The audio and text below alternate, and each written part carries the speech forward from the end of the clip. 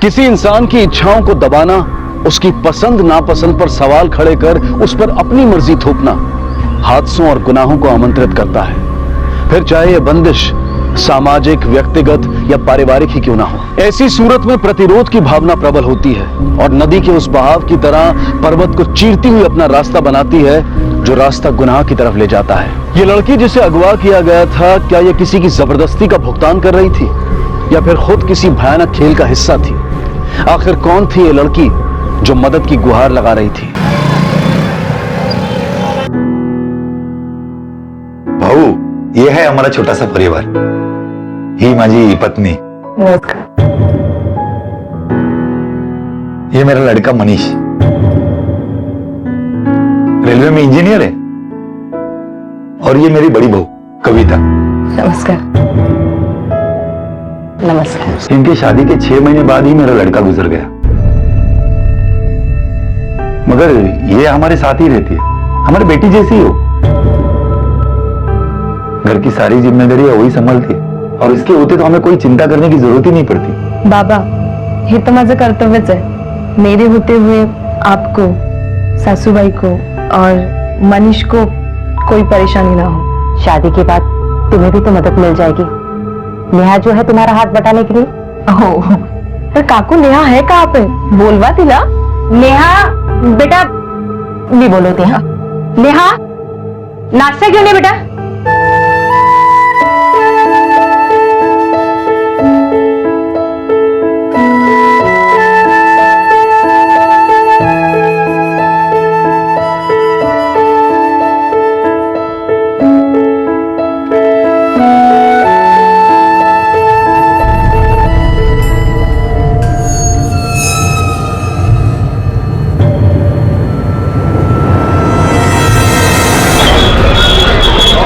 मनीष, तूने बताया नहीं नेहा तुला कशी वाटली?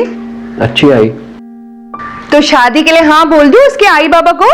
मुझे तो लड़की बहुत अच्छी लगी, बड़ी सीधी है लड़की। काय रे?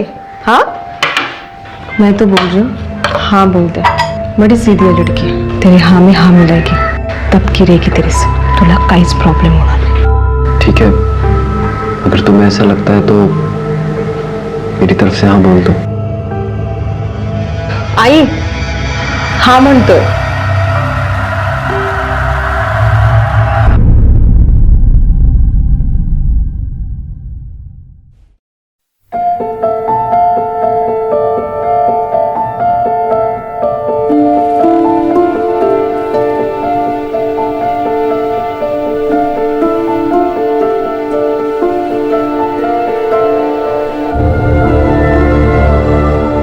जीती रहो। अब जल्दी से जल्दी मुझे एक पोता दे दे ताकि मेरा परिवार पूरा हो जाए।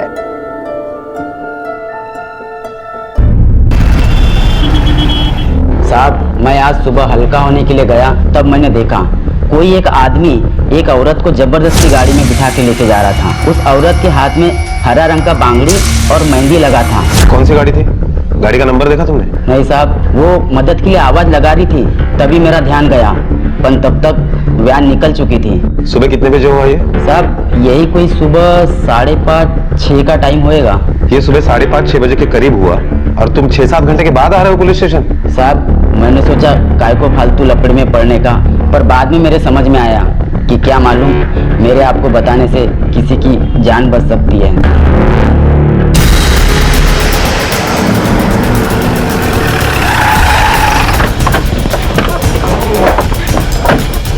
साहब, इधर से वो आदमी उस लड़की को उठा के लेके गया। और गाड़ी किस तरफ गई? वो साइड साहब। इसका मतलब है वो लड़की को लेकर हाईवे की तरफ गया। सुबह 5 और 6 बजे के बीच में क्या तुमने हाईवे पर सिल्वर कलर की वैन देखी या किसी लड़की को मदद के लिए चिल्लाते हुए देखा था? नहीं साहब, इतनी सुबह तो हमारी दुकान बंद रहती है। और आजू बाजू की? नहीं साहब, ऐसा तो मैंने कुछ नहीं देखा। सर, उस आदमी ने जिस लड़की के बारे में किडनैप की रिपोर्ट दर्ज की है, उस बारे में हमने registered office, banquet hall, DJ वाले, लोकल बैंड वाले, उनसे पूछताछ की तो ये पता चला है कि पिछले हफ्ते में वहां पर सिर्फ 2 शादियां हुई है, एक सामंतवाड़ी में और दूसरी बामन नगर में। ज्यादा इन दोनों फैमिली से पूछताछ करो। खासतौर पे उन लड़कियों से जिनकी शादी हुई थी। अगर इनमें से कोई है तो पता चल जाएगा, अगर नहीं है तो इसका मतलब लड़की किसी दूसरे एरिया की। Okay sir.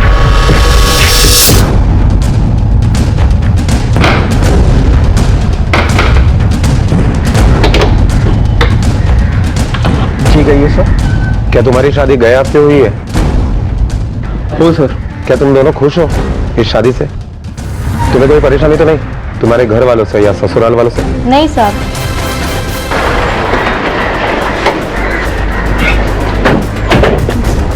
हे मनीष का घर है? हो अपन कौन? मी त्याची आई। मनीष की हाल ही में शादी हुई है ना? बुलाओ उसे, हम उनसे बात करना चाहते हैं। बात अब पुलिस तक पहुंच गई है।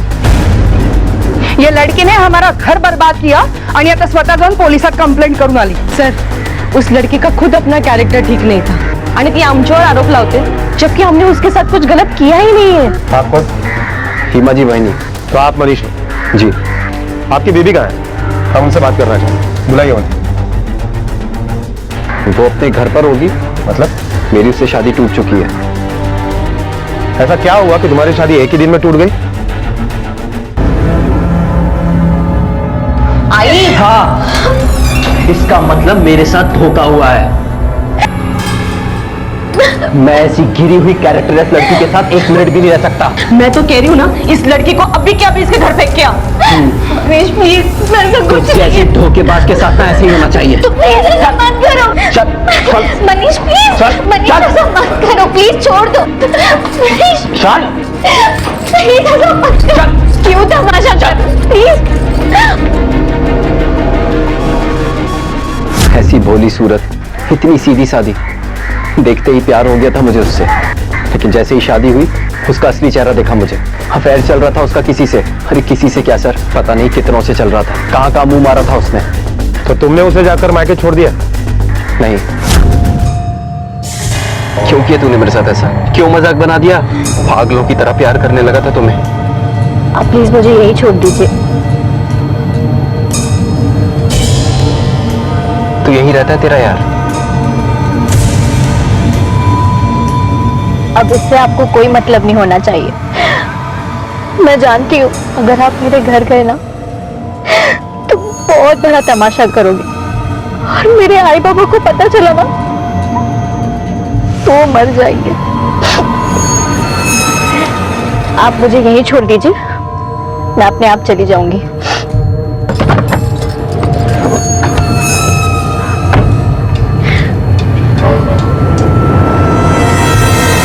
तो जहां तुमने छोड़ा वहां से उसका घर कितने दूर था? यही कोई पैदल 10 मिनट का रास्ता। तो क्या वो घर पहुंची? सर मुझे इससे कोई मतलब नहीं था। मैं उसकी शक्ल तक नहीं देखना चाहता। वो घर पहुंची नहीं है, बल्कि किसी ने उसे किडनैप कर लिया है। क्या पता साहब, वो किडनैप हुई का आपल्या याराबरोबर पळून गेली। वो पता करना हमारा काम है और हम पता कर लेंगे। फिलहाल तो आप मुझे ये बताइए, उस वक्त आप लोग कहाँ थे? हम लोग कहाँ होंगे? हम लोग तो घर पे ही थे। आम्ही कुठे जाणार एवढ्या सकाळी? हमारे समाज में कुछ लोग आज भी उस मानसिकता के साथ जी रहे हैं जो शादी के साथ एक लड़की के चरित्र की अग्नि परीक्षा करते हैं और उसके चरित्रवान होने का सबूत उसके वर्जिन होने को मानते हैं। ऐसी ही दूषित सोच ने नेहा को शादी की अगली सुबह सड़क पर लाकर खड़ा कर दिया था। नेहा अपने ससुराल से तो निकल गई थी, लेकिन घर नहीं पहुंची थी, बल्कि उसका अपहरण हो चुका था। लेकिन अपहरणकर्ता कौन था? मनीष, जिसके अंदर बदले की भावना थी, या फिर कोई और ही इंसान था इस अपहरण के पीछे? कौन था वो? और नेहा का अपहरण करने के पीछे उसका क्या मकसद हो सकता था?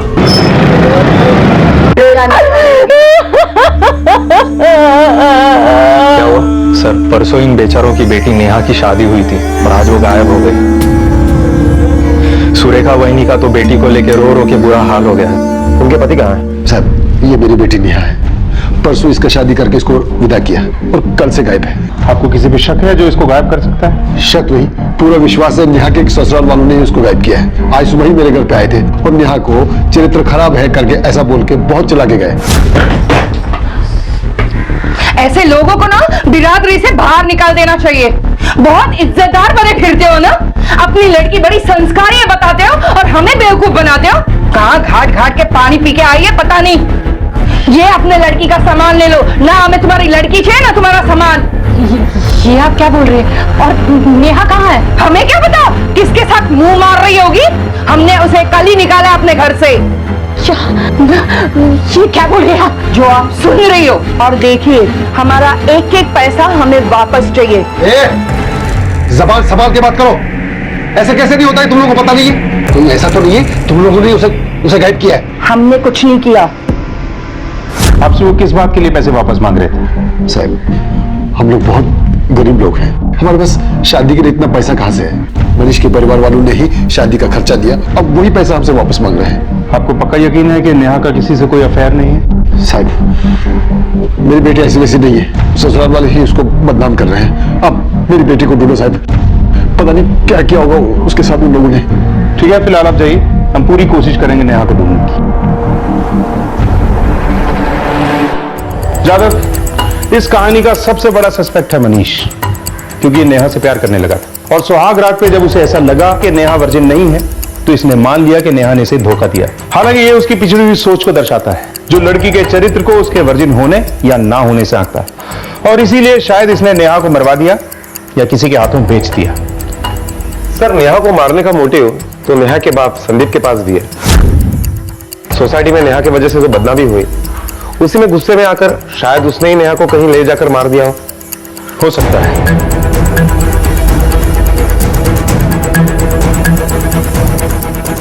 ज्यादा पॉसिबल है, क्योंकि उस सुबह नेहा घर के लिए निकली थी और घर के इतनी पास पहुंचने के बाद वो गायब हो जाती है और किसी को कुछ पता भी नहीं चलता। ज्यादा ऐसा करो, मनीष को किडनैपिंग स्पॉट पे बुलाओ और मनीष और इसकी पूरी फैमिली के कॉल रिकॉर्ड्स और मोबाइल लोकेशंस निकलवाओ।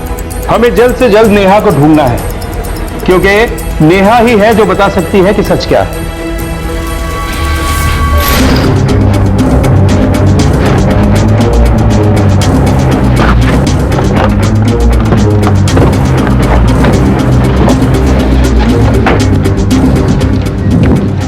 सर, मैंने नेहा को यहाँ छोड़ा था।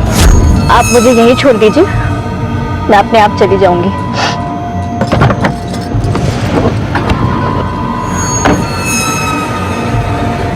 उसका घर यहाँ से करीब 500 मीटर की दूरी पर है, वॉक करके 10 मिनट का रास्ता।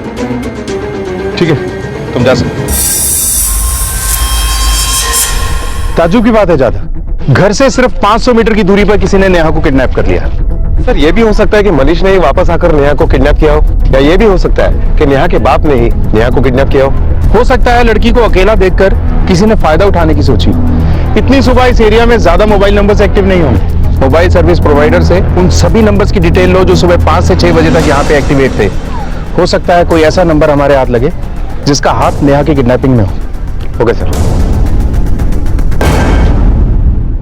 सर, हमने मोबाइल सर्विस प्रोवाइडर कंपनी से उन सारे नंबर्स के डिटेल्स मंगवा लिए जो किडनैपिंग के वक्त वहां पर एक्टिवेट थे, जिसमें से एक नंबर ऐसा है जिससे नेहा के किडनैपिंग के वक्त कॉल किया गया है, उसके भी डिटेल इसी में है। इकडे रे, राहुल जाधवचं घर कुठे?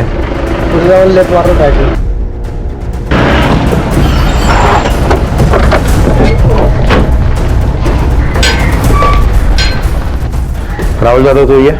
हाँ सर। चल, तुझसे कुछ पूछताछ करनी है। लेकिन साहब हुआ क्या? देखिए, आप टेंशन मत लीजिए, रूटीन इंक्वायरी है। सर, ये आलोच 8 तारीख को सुबह 5:30 बजे रोड पर क्या कर रहे थे? सर, मैं फार्म हाउस जा रहा था, हर रोज का रास्ता है, रूटीन है मेरा। अच्छा, इतनी सुबह वहां जाकर फोन करना ये भी तुम्हारा रूटीन है या उस दिन कुछ खास वजह थी? फोन? हाँ सर, वो फोन मैंने नहीं किया था, मेरी दोस्त है नेहा करके, उसने फोन किया था। मतलब मैं बाइक लेके फार्म हाउस की तरफ जा रहा था तो देखा तो रास्ते में नेहा रो रही थी। मुझे बड़ा अजीब सा लगा कि शादी के दूसरे दिन ऐसा कैसा हो सकता है, तो मैंने हेल्प करने की कोशिश की दोस्त के नाते।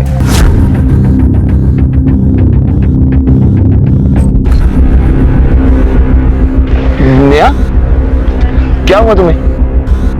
क्या कर रही हो तुम? तुम्हारी कल शादी हो गई और तुम इस हालत में? मतलब राहुल, मुझे फोन दो ना, मुझे एक कॉल करना प्लीज। राहुल, बहुत अर्जेंट है।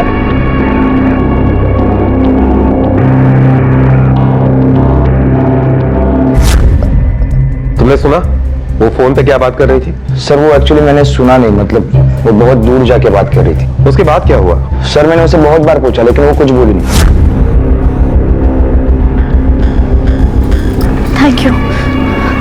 क्या हुआ बताओ तो सही। कुछ नहीं, मैं चलती हूँ। वो अपने घर की तरफ चली गई और मैं अपने फार्म हाउस की तरफ चला गया। रोने के अलावा उसके बिहेवियर में कुछ अजीब लगा तुम्हें? हाँ सर, वो थोड़ा जल्दी में थी। मैंने उसे पूछा कि घर ड्रॉप कर दूं क्या, उसने कुछ जवाब ही नहीं दिया, वैसे ही चली गई। नेहा ने जिस नंबर पर फोन किया था, तुम जानते हो उसे? हाँ सर जानता हूँ, राजेश सर का नंबर है वो, हमारे ट्यूटर है वो। ट्यूटर? अच्छा एक बात बताओ, नेहा और तुम्हारे ट्यूटर राजेश के संबंध कैसे थे? मतलब कोई अफेयर वगैरह? मतलब ऐसा बताया नहीं किसी ने, लेकिन मुझे लगता है उनका अफेयर चल रहा था। ये भी हो सकता है कि ये तुम्हारा वहम हो, उन दोनों के बीच में सब कुछ नॉर्मल हो। हाँ मतलब मेरी मिसअंडरस्टैंडिंग हो सकती है सर, लेकिन मैं जब भी क्लास में जाता था तो उससे पहले नेहा वहां पे रहती थी और डोर भी क्लोज होता था। राहुल, तुम्हारा ट्यूशन तो 4 बजे होता है ना? हाँ सर, वो मैं थोड़ा एक्चुअली जल्दी आ गया। अच्छा, इतना नोटिस करने की वजह कहीं ये तो नहीं कि तुम भी नेहा को पसंद करने लगे थे? नहीं सर, मेरी गर्लफ्रेंड है। सर मोबाइल लोकेशन के मुताबिक मनीष का फोन घर से किडनैपिंग स्पॉट तक तो ऑन था, लेकिन वहां जाने के बाद उसका फोन स्विच ऑफ हुआ। शायद हो सकता है कि मनीष ने जानबूझकर उसका फोन स्विच ऑफ किया हो ताकि उसके मूवमेंट्स के बारे में हमें कुछ पता ना चले। हो सकता है। उसके कॉल रिकॉर्ड से कुछ मिला? नहीं सर, कुछ खास हाथ नहीं लगा, बस कुछ पर्टिकुलर नंबर है जिन पर इनकमिंग और आउटगोइंग कॉल की गई है। और नेहा और संदीप के कॉल रिकॉर्ड से भी कुछ नहीं मिला? सर नेहा का बाप संदीप, उसके मोबाइल का लोकेशन तो उसका घर का ही दिखाई दे रहा है, उसके रिकॉर्ड से भी कुछ खास हाथ नहीं लगा। और नेहा का फोन तो मनीष के घर पर ही छूट गया था, इस वजह से नेहा का मोबाइल का लोकेशन मनीष का घर का ही दिखाई दे रहा है। लेकिन सर एक नंबर है जिस पर 15 दिन पहले तक नेहा ने काफी बार कॉल किया है। पता किया वो नंबर किसका है? सर वो नंबर किसी राजेश सुरते के नाम पर है। और एक बात सर, जिस दिन किडनैपिंग हुई उस दिन की शाम तक राजेश सुरते का फोन ऑन था, लेकिन उसके बाद जो स्विच ऑफ हुआ है वो अब तक ऑन ही नहीं हुआ। नेहा के कॉल रिकॉर्ड और राहुल के बयान से एक बात तो साफ हो गई है कि नेहा और राजेश में जरूर कुछ था, और किडनैपिंग के पहले भी आखिरी कॉल नेहा ने राजेश को ही किया था। जादव, हमें सबसे पहले इस राजेश को उठाना होगा। हो सकता है कि नेहा के गायब होने में इसका हाथ हो। अक्सर देखा गया है कि हारा हुआ आशिक खतरनाक होता है।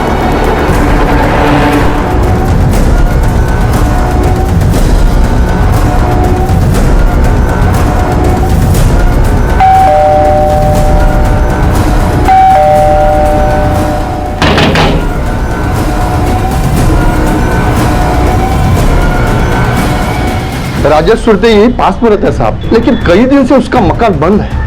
लगता है किधर तो गया है। क्या करते हैं वो कॉलेज में पढ़ाते हैं साहब, और घर पे भी ट्यूशन लेते हैं। इस लड़की को देखा है, कभी पहचाने हो? हाँ सर, वो राजेश बाबू के पास पढ़ने आती थी।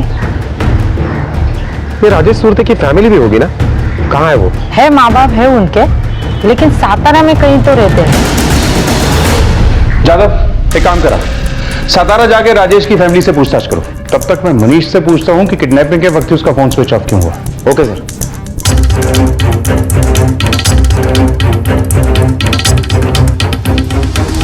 सर उसने मेरे प्यार के बदले मुझे धोखा दिया, इसका मतलब ये तो नहीं कि मैं उससे बदला लेने के लिए उसका खून या किडनैप कर सकता हूँ। और सर मेरा फोन ऑफ है, ये तो मुझे तब पता चला जब मैं उसे छोड़कर घर वापस पहुंचा। सर मैं आपसे सच कह रहा हूँ, आपसे कुछ भी नहीं छुपा रहा, ये सब एक कोइंसिडेंस है। ये कोइंसिडेंस तुम्हारे साथ बात हो रहे हैं। खैर, इन कोइंसिडेंसेस का सच हम पता कर लेंगे। तुम बस दुआ करना कि ये सचमुच में कोइंसिडेंस ही हो। साहब, राजेश हमारा बेटा था, है नहीं।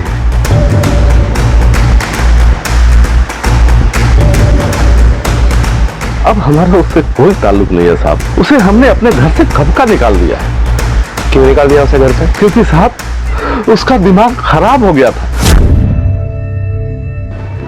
चाहा। अरे बड़ा, फोटो तो देख। अरे देख बेटा, कितनी अच्छी लड़की है। आई कितनी बार कहा है मेरी चिंता छोड़ दे, मुझे जब शादी करनी होगी तो कर लूंगा। ऐसे कैसे तेरी चिंता छोड़ दे? हमारे बाद तेरा ख्याल कौन रखेगा बेटा? इसीलिए कहती हूँ कि शादी। मैं शादी करूंगा, खुश, लेकिन अपनी पसंद की लड़की से। और मुझे मेरी पसंद की लड़की मिल गई है, देखा, इसने पहले से ही बाइक को ढूंढ के रखी है और हम इधर खाली फुकट परेशान हो रहे हैं। अरे बेटा, हम लोग को भी तो मिलवा, बुला उसे, देखे तो सही कि कौन है वो। ठीक है, अगली बार आप लोग जयसिंहपुर आओगे ना तो मिलवा दूंगा। धोखा खराब हो गया क्या तेरा? सारे बिरादरी में मेरा नक कटवाना चाहता है। काहे बोलो अपने लोगों को, अपने रिश्तेदारों को कि मेरी बहू मेरे बेटे से 15 साल छोटी है, स्टूडेंट है उसकी, ट्यूशन पढ़ती थी उससे, है बोलो। तो बाबा प्रॉब्लम क्या है? बस एक बार बोल दिया ना, नहीं हो सकती मतलब नहीं हो सकती, और मेरे जीते जी तो यह शादी कभी नहीं हो सकती। अरे त्याला एक वेळ लागले, पर तू नहीं समझ सकती तुम दोनों के बीच उम्र का कितना अंतर है। इसे इसके घर पे छोड़ के आओ और भूल जा कि यह शादी कभी हो सकती है। राजेश पर हमारी बातों का कोई असर नहीं है। वो उस लड़की के साथ शादी के लिए जिद पर अड़ा हुआ था। हमने भी थक हार कर कह दिया कि उस लड़की को लेकर इस घर में नहीं आ सकते, लेकिन वो कहता था शादी करूंगा तो उसी लड़की से करूंगा, नहीं तो नहीं करूंगा। उसके बाद से ना तो हमने उसकी शक्ल देखी और ना उसने हमारी। सर मनीष बहुत अच्छा लड़का है, पढ़ाई में हमेशा आगे रहा है, नौकरी भी सबसे पहले उससे मिली, वो भी रेलवे में अच्छी पोस्ट पर। मनीष जिद्दी और चालाक लड़का है सर। वो एग्जाम में अच्छे नंबर पाने के लिए टीचर को पैसे तक खिलाता था।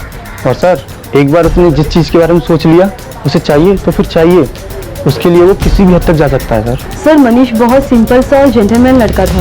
अच्छा, उसका कॉलेज में किसी से कोई अफेयर वगैरह कुछ था? सर वो तो इन सब चक्करों में पड़ता ही नहीं था, उसे पता था उसकी फैमिली बहुत कंजर्वेटिव है, तो लव मैरिज का तो चांस ही नहीं था, इसलिए फीमेल फ्रेंड्स तो बहुत थी, लेकिन कोई गर्लफ्रेंड नहीं थी सर उसकी। हाँ सर, मनीष मेरा दोस्त है सर, हम एक ही ऑफिस में काम करते हैं। उसकी शादी टूट गई सुन के बहुत बुरा लगा मुझे सर। वो तो काफी एक्साइटेड रहता था अपनी शादी के बारे में। उसका तो उस लड़की के साथ लव एट फर्स्ट साइट था, उसके साथ जो कुछ हुआ बहुत बुरा हुआ सर। उसकी शादी टूटने वाली है, ये बात उसने सबको बताई थी? सबको नहीं सर, सिर्फ मुझे बताई थी, मैंने अपनी आंखों से देखा है। उसे तो धमकियां मिल रही थी कि शादी ना करे नेहा से करके। धमकियां मिल रही थी मतलब? जब वो नेहा के साथ शादी करने के लिए हाँ कर दिया तब से उसे फोन पे फोन आने लगे थे सर कि नेहा से शादी ना करे करके, पर वो पीछे नहीं हटा। वो तो उसके प्यार में पागल था ना सर। जब मनीष ने कभी बताया कि ये धमकियां उसे कौन दे रहा था? नहीं सर। अगर मनीष को धमकियां मिल रही थी तो उसने अब तक पुलिस कंप्लेंट क्यों नहीं की? जादव, मनीष और नेहा के पिछले 6 महीने के कॉल रिकॉर्ड चेक करो, देखो कि उसमें कोई नया नंबर मिलता है क्या। जरूर कुछ ऐसा है जो हमने मिस कर दिया है। सर गांव के बाहर एक डेड बॉडी मिली है।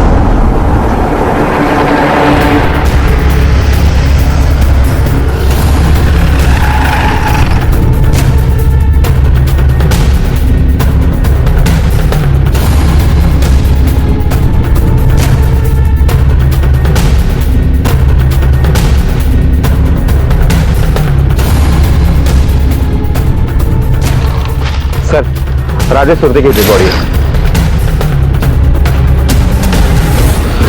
लगता है इसके सर पर किसी भारी चीज से वार किया गया है, जिसकी वजह से इसकी मौत हुई। सर हमने आजू बाजू सब जगह देखा, लेकिन कहीं मर्डर वेपन नहीं मिला। ठीक है, इसकी बॉडी को पोस्टमार्टम के लिए भेजो। नेहा के अपहरण से शुरू हुआ यह केस दिन ब दिन गहराता जा रहा था। पुलिस के सामने कई संदिग्ध थे, जिनमें अहम था राजेश, लेकिन उसका तो कत्ल हो चुका था। राजेश के कत्ल और नेहा के अपहरण का आपस में क्या संबंध था, और कौन था जिसने इन गुनाहों को अंजाम दिया था? मनीष, जिसने धमकियां मिलने के बावजूद नेहा से शादी की और उसे छोड़ दिया। क्या यह कोई षड्यंत्र था, या नेहा का पिता संदीप खानदान की इज्जत पर लगे दाग को राजेश और नेहा के खून से धोना चाहता था, या फिर कोई और ही था जिसका मकसद और पहचान अभी तक सामने नहीं आई थी? सर, ये राजेश सिरके की पोस्टमार्टम रिपोर्ट आई है।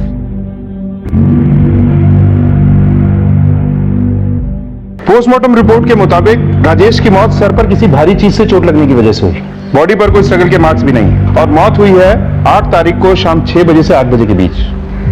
मतलब जिस सुबह नेहा का किडनैप हुआ उसी शाम राजेश की मौत हुई। सर ये भी तो हो सकता है कि नेहा ने मनीष को राजेश के बारे में सब कुछ बता दिया हो, और बदला लेने के लिए नेहा को मनीष ने किडनैप किया और राजेश का खून कर दिया। बिल्कुल हो सकता है, क्योंकि कॉल रिकॉर्ड के मुताबिक जिस दिन नेहा किडनैप हुई उस दिन दोपहर को राजेश ने मनीष को फोन किया था, जो मनीष ने हमें नहीं बताया। जाधव, इस मनीष को पूरी तैयारी के साथ उठाओ और पूरी तैयारी के साथ सच उगलवाओ। क्यों मारा राजेश को और नेहा को कहां छुपा के रखा है? सर ये आप क्या बोल रहे हैं, मुझे कुछ समझ नहीं आ रहा। देख, नाटक मत कर, क्योंकि हमने शुरू किया ना तो तुझे भारी पड़ेगा। चल वो बदला लेने के लिए राजेश की तरह ही नेहा को मार दिया या किसी के हाथों बेच दिया? सर मैंने ऐसा कुछ नहीं किया। पता नहीं आप लोग मुझे क्यों टारगेट कर रहे हैं, मुझे कुछ समझ नहीं आ रहा है। लेकिन हमें समझ आ गया है। ये सारे कोइंसिडेंस तेरे साथ क्यों होते हैं? क्योंकि तेरा नेचर है, जो तुझे चाहिए वो तुझे चाहिए, इसलिए धमकियां मिलने के बाद भी तूने नेहा से शादी की और पुलिस कंप्लेंट तक नहीं की। सर कंप्लेन तो मैंने इसलिए नहीं लिखवाई थी क्योंकि कुछ समय बाद वो कॉल्स आने बंद हो गए थे। मुझे लगता है उसे समझ आ गया था कि मुझ पे उसकी धमकियों का कोई असर नहीं हो रहा है। और सर मैं नेहा से प्यार करने लगा था। शादी से पहले हर एक दिन मेरा प्यार उसके लिए बढ़ता जा रहा था। जब भी उससे बात करता मिलता, बस मुझे ऐसा लगता कि मैं कब उससे शादी कर लूं, इसलिए मैंने शादी की भी जल्दी की। देख, तेरी ये फेक लव स्टोरी सुनने का हमारे पास टाइम नहीं है। बोल, जिस नंबर से तुझे धमकियां मेरे फोन आते थे वो नंबर दे। सर वो नंबर तो मैंने, धमकियां आना बंद हो गई तो डिलीट कर दिया था। अच्छा, तुझे क्या लगता है कि हमें नहीं पता कि तू पहले दिन से ही झूठ बोल रहा है? सर मैं झूठ नहीं बोल रहा हूं। आप असली क्रिमिनल को पकड़ने के बजाय मुझ पे शक कर रहे हैं, जबकि आपके पास मेरे खिलाफ कोई सबूत भी नहीं है। सबूत भी मिल जाएगा, तू टेंशन मत ले। अब तू फ्री है, अब जा सकता है, लेकिन शहर छोड़कर बाहर मत जाना।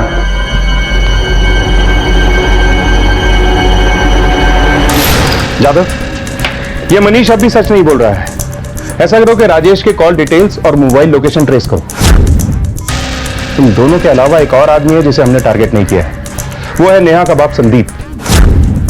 संदीप के पास भी मोटिव है नेहा को गायब करने का और मारने का। चलो देखते हैं ये संदीप कितने पानी में है। संदीप भाऊ ते एकदम खडूस आहे साहब, छोटी छोटी बातों से किटकिट करते हैं। आणि सुनंदा वहिनी त्यांच्या उलट एकदम सीधी सादी। यूं तो सभी लोग अपनी बेटी की गलती पर डांटते हैं साहब, पर ये तो एकदम पुराने ख्याल का आदमी है। कभी भी किसी भी लड़के के साथ नेहा को बात करते देख लेता तो तमाशा खड़ा कर देता था साहब। साहब वेड़ाच मानुस है तो उसको लगता है कि उसकी बेटी के पीछे सारे लड़के पड़े हुए। गलती से अगर उसके घर की तरफ मुंह उठा के भी देख लिया ना तो चालू हो जाता गाली देने के लिए।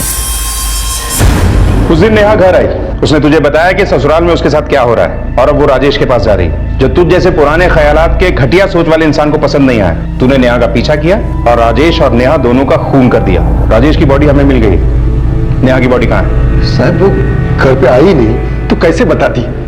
उस दिन क्या, वो तो कभी उसने किसी लड़के के बारे में नहीं बताया, ना मेरे को ना मेरी बाइकों को। साहब लड़कों के साथ उसकी दोस्ती थी, पर उसका कोई ऐसा वैसा रिश्ता नहीं था साहब। अच्छा, लड़कों के साथ दोस्ती थी ये तो बड़े आराम से कह रहा है, जबकि हमें पता है कि तू उसे रोक टोक से रखता था, उस पर बेवजह शक करता था, लड़कों से बात तक नहीं करने देता था उसे।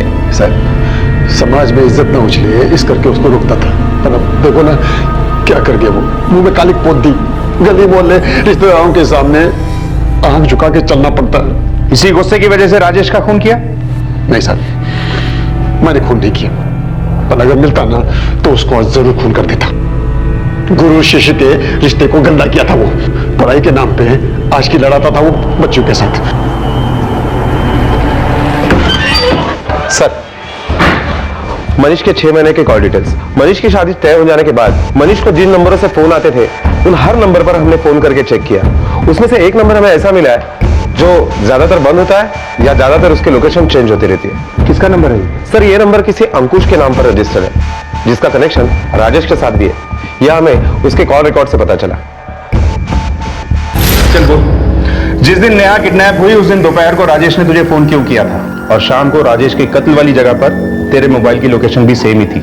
सर उसने ये जानने के लिए फोन किया था कि नेहा कहाँ है, क्योंकि नेहा ने उसे बता दिया था कि मैंने उसे छोड़ दिया है। पर मुझे राजेश से बात करने में कोई इंटरेस्ट नहीं था, इसलिए मैंने बिना जवाब दिए ही फोन कट कर दिया।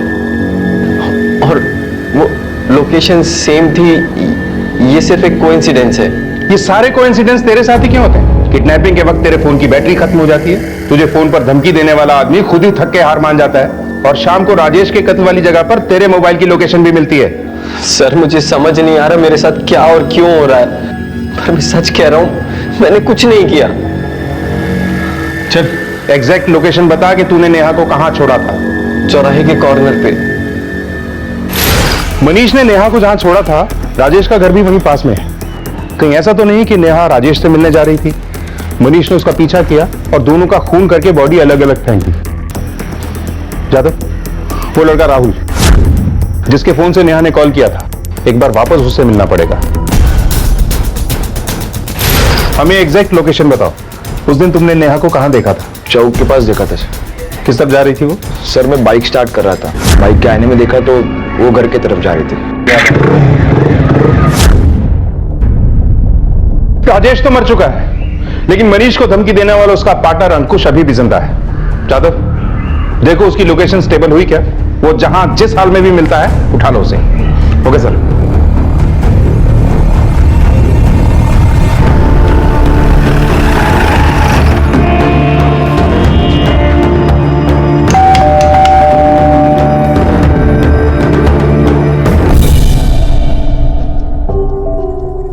अंकुश का ही घर है ना? जी सर।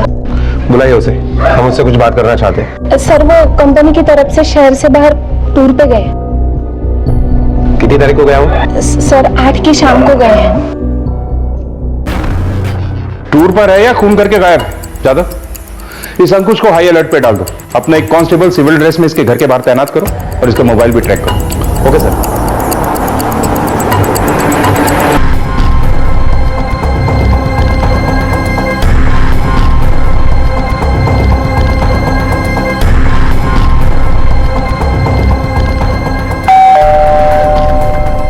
हेलो सर, अंकुश अभी अभी अपने घर पर आ गया है। चलो चलो जल्दी चलो, अंदर आ जाओ। अरे तुम क्या?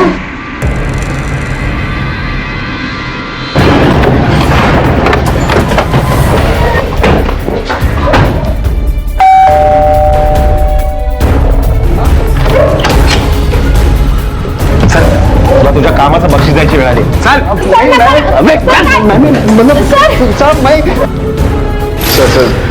सर मैं कभी भी मनीष को धमकाया नहीं सर। वो राजेश मेरे फोन से ना कई बार मनीष को कॉल करता था और उसको धमकाया करता था। मेरे को तो तब पता चला साहब, जब मनीष का एक दिन मेरे फोन पे कॉल आया तो मैंने राजेश को बहुत सुनाया सर। और तेरे समझाने से वो समझ गया? सर समझा कि नहीं, पर सर राजेश ने मेरे को एक दिन बताया साहब कि मनीष के साथ उसका सेटलमेंट हो गया है। वो क्या है ना साहब कि मनीष के लाइफ में पहले से ही कोई था, तो शादी के बाद भी वो उसके साथ कंटिन्यू रखना चाहता था, इसलिए उसको नेहा का राजेश के साथ संबंध रखने में कोई ऐतराज नहीं था साहब।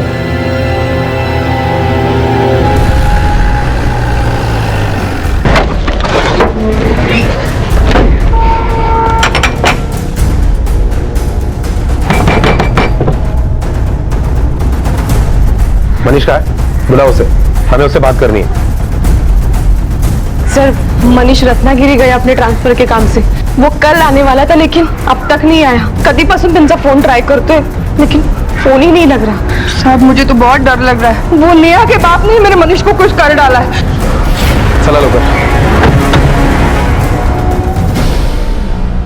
सर हमने मनीष की मोबाइल की लोकेशन चेक की तो पता चला कि उसका फोन 2 दिन से स्विच ऑफ था और उसकी लास्ट लोकेशन गांव के बाहर की है। अगर मनीष के घर वालों पर यकीन किया जाए तो उस दिन और उस वक्त मनीष रत्नागिरी में था। तुमने रत्नागिरी के रेलवे गेस्ट हाउस और होटल्स में पता किया? उसने कहीं चेक इन किया था क्या? हाँ सर, मैंने मनीष के बारे में रत्नागिरी में इंक्वायरी की लेकिन वहां उसकी कोई एंट्री नहीं मिली। जादव, मनीष के कॉल रिकॉर्ड चेक करते हैं और उसकी एग्जैक्ट लास्ट लोकेशन ट्रेस करते हैं और वहीं सर्च करते हैं।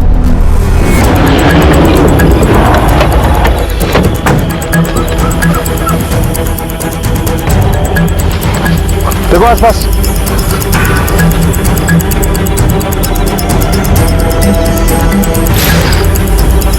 जादव, कैसा? जादव, गले का निशान देखकर लग रहा है कि किसी रस्सी से इसका गला घोटकर इसे मारा गया है। आसपास देखो, शायद कोई सुराग मिले और बॉडी को पोस्टमार्टम के लिए भेजो। Okay sir. पुलिस की मुश्किलें कम होने की बजाय और बढ़ती जा रही थी। राजेश के बाद मनीष का भी कत्ल हो चुका था, जो कि पुलिस की सस्पेक्ट लिस्ट में अब तक सबसे ऊपर था। इस पूरी पहेली में यह समझना मुश्किल हो रहा था कि कौन अपराधी है और कौन अपराध का शिकार। अंकुश के मुताबिक शादी से पहले मनीष का किसी के साथ संबंध था, तो कहीं इस साजिश और इन हत्याओं के पीछे उसी का हाथ तो नहीं था? आखिर कौन था यह गुमनाम चेहरा जो कि पुलिस की पहुंच से अब तक दूर था?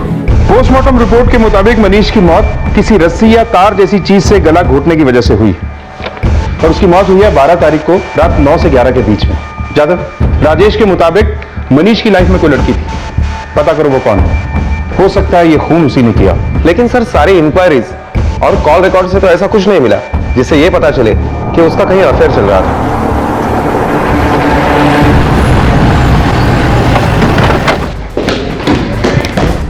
देखो ठीक तरह से ढूंढो, कुटे का मेटे का बगल।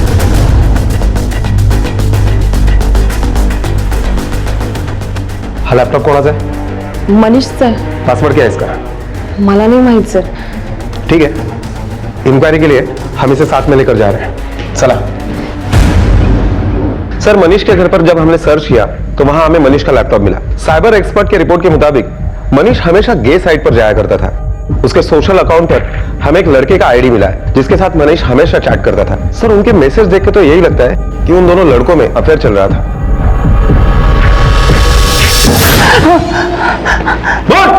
सर मनीष और मेरा कॉलेज से ही अफेयर था।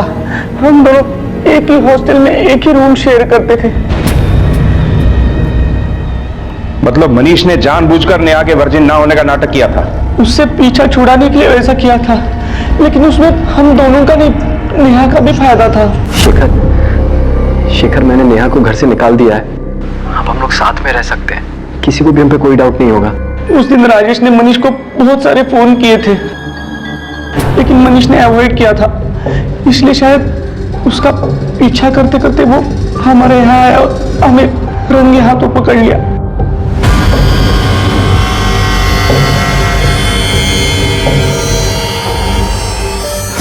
राजेश ने हमें धमकी दी थी कि नेहा के बारे में बता दो वरना वो हम दोनों का सच पूरी दुनिया के सामने लाकर रख देगा।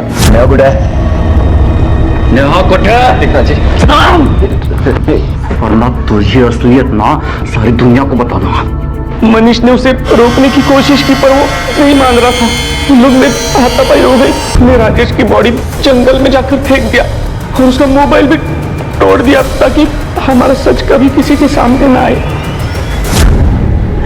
मैंने मनीष को उस दिन आपके पास आने के लिए रोका था, लेकिन वो मान नहीं रहा था। आपने उसे प्रेशराइज किया था, इसलिए वो बहुत डर गया था और वो मुझसे कह रहा था कि हम दोनों सरेंडर हो जाए। हम सरेंडर नहीं होंगे। ठीक है तो तू मत कर, लेकिन मैं जा रहा हूँ पुलिस के पास, सब सच बता दूंगा। मुझसे ये प्रेशर झेला नहीं जा रहा है। नहीं सुन, तू करते सरेंडर। तुम दोनों ने मिलकर अपने स्वार्थ के लिए नेहा की जिंदगी बर्बाद कर दी। अब इतनी ही फुर्ती से ये बता कि कहां छुपा के रखा है उसको? नहीं सर, मुझे नहीं पता सर, मेरा उससे कोई वास्ता नहीं है सर, मुझे नहीं पता, सीरियसली नहीं पता मुझे सर, मुझे नहीं पता सर, मुझे कुछ नहीं पता। ये तो साफ हो चुका है कि मनीष और राजेश ने नेहा को किडनैप नहीं किया है और ना ही शेखर ने। फिर कौन है जिसने नेहा को किडनैप किया है? जितने भी सस्पेक्ट्स हैं, अंकुश, नेहा का बाप संदीप और राहुल, तीनों पे कड़ी नजर रखो। नेहा से रिलेटेड लीड अब यही लोग हमें देंगे।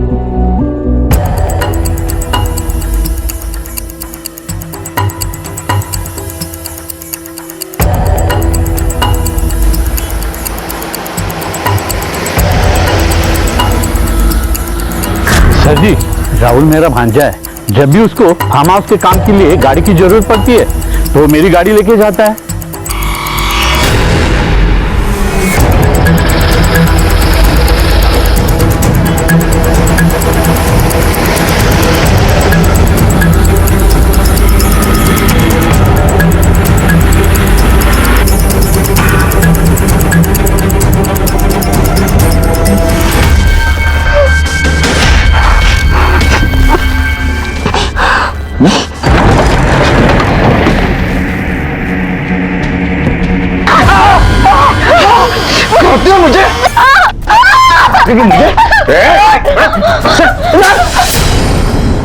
मैं राजेश के यहाँ ट्यूशन पढ़ती थी।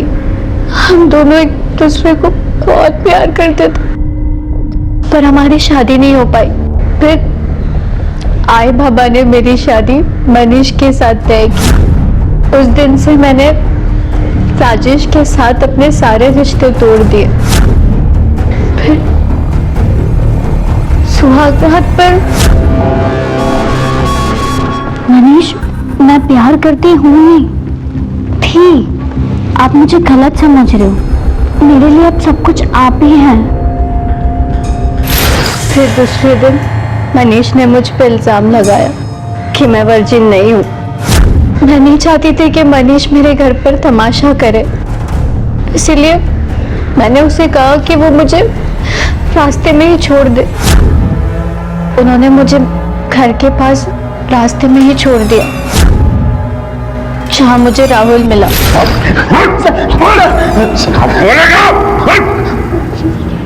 मुझे लगा कि वो अपने से बड़े उम्र के लड़के के साथ सोती है, तो मेरे साथ क्यों नहीं? मेरी उसके ऊपर बुरी नजर थी साहब।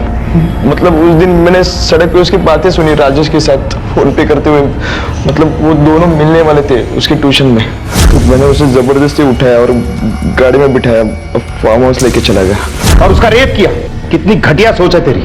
तुझसे ये बात बर्दाश्त नहीं हुई कि एक लड़की अपनी मर्जी से किसी को पसंद कर सकती, क्योंकि तेरे लिए तो बस वो साथ में सोने की बात थी। रजामंदी गैर रजामंदी तेरे जैसे लोगों को समझ में नहीं आती है। अब तू अपनी सही जगह पे जाए। Please sir. आज भी हमारे समाज में महिलाओं को अग्नि परीक्षा देनी पड़ती है।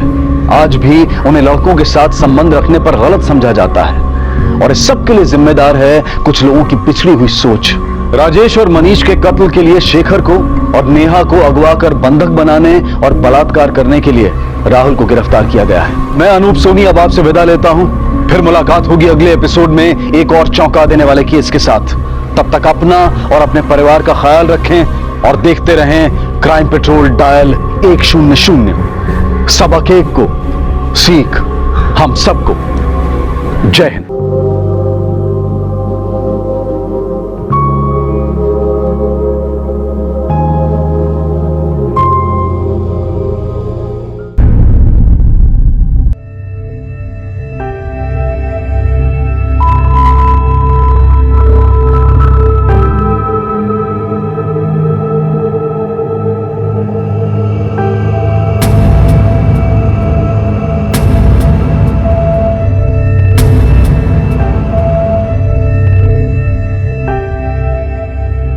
मुझे समझ में नहीं आ रहा है कब तक चलेगा ये सब।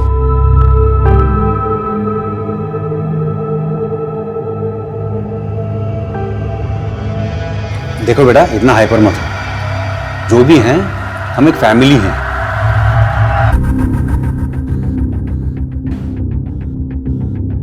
अरे आप लोग डिनर कर रहे हैं? मुझे बुलाया नहीं, मैं तो रूम में ही थी।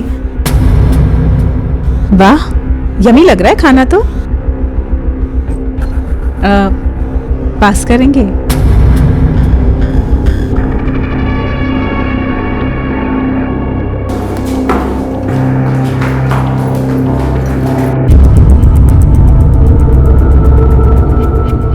निहारिका, देखो देखो, समझने की कोशिश करो। क्या समझने की कोशिश करूं विजय?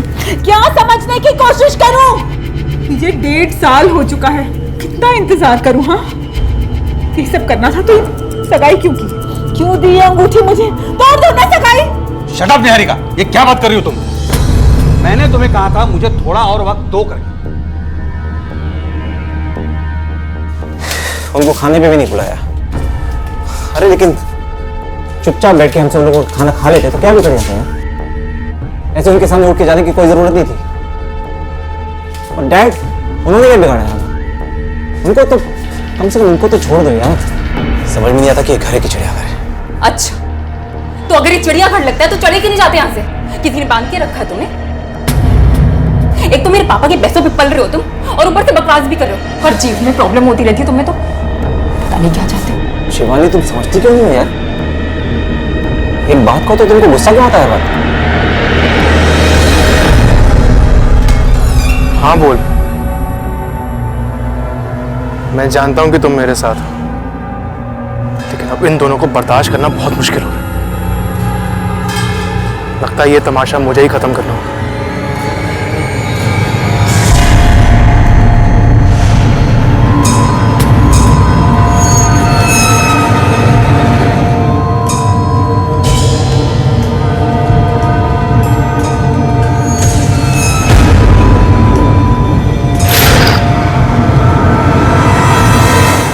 ये उसूल, ये नियम उस डोर की तरह से होते हैं जो हम इंसानों को, हमारे परिवारों को, हमारे समाज को बांधे रखते हैं, हमें निरंकुश होकर बिखरने से बचाते हैं। लेकिन कुछ परिस्थितियों में इस बंधन में हमारा दम घुटने लगता है, उसूल गलत लगने लगते हैं, नियम जिंदगी को बांधने की बजाय उसकी बर्बादी की वजह बनते नजर आते हैं। और एक सवाल जहन में बार बार उठता है कि नियम जिंदगी के लिए हैं या फिर जिंदगी नियमों की भेंट चढ़ जाने के लिए। और जब इन सवालों के जवाब नहीं मिलते तो वही होता है जो देश की राजधानी में रहने वाले retired IRS officer Vijender Singh Bhalla और उनके परिवार में हुआ। उससे पहले आप लोगों को कुछ सुनाई नहीं दिया? नहीं। उनकी चीखें या कोई भी आवाज सुनाई दी आप लोगों को?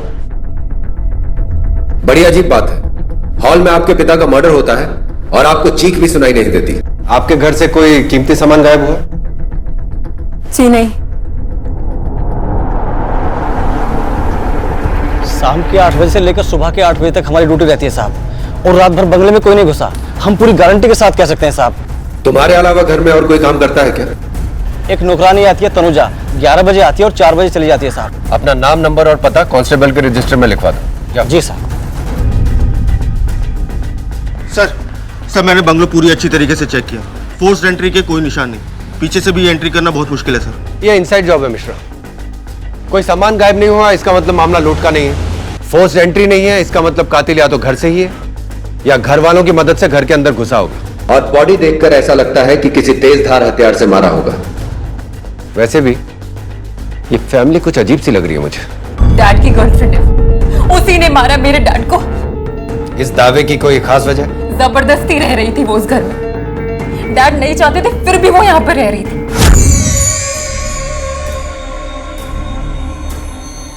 तुम अमल होगे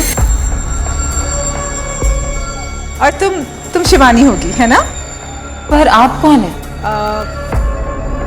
लगता है विजय ने तुम लोगों को मेरे बारे में नहीं बताया। मैं निहारिका हूँ, मैं तुम्हारे पापा की मंगेतर हूँ और अब से मैं सबके साथ ही रहने वाली हूँ। लो विजय भी आ गए। निहारिका तुम यहाँ कैसे? डैड, आप इन्हें जानते हैं? मैंने इन्हें हम दोनों के बारे में सब कुछ बता दिया है। हाउ डेयर यू, तुम्हारी यहाँ आने की हिम्मत कैसे हुई?